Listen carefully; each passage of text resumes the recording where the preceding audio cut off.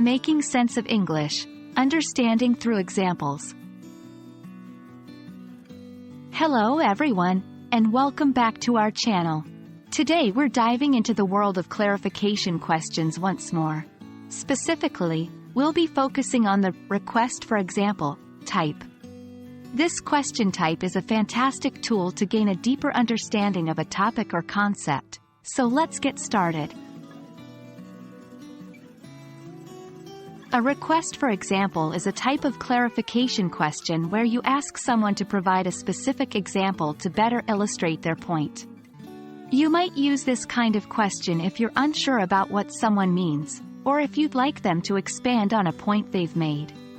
Examples include, "Can you give me an example of that? What do you mean by that? Could you provide an example? Could you illustrate that with an example?" When you're using a request for example, it's important to be polite and considerate. Remember, you're asking someone to take additional time to explain something further, so a touch of gratitude can go a long way. Examples include, polite request, "Could you perhaps give me an example of that, please?" Gratitude, "I would really appreciate it if you could provide an example." Reasoning, "I'm having a little trouble understanding.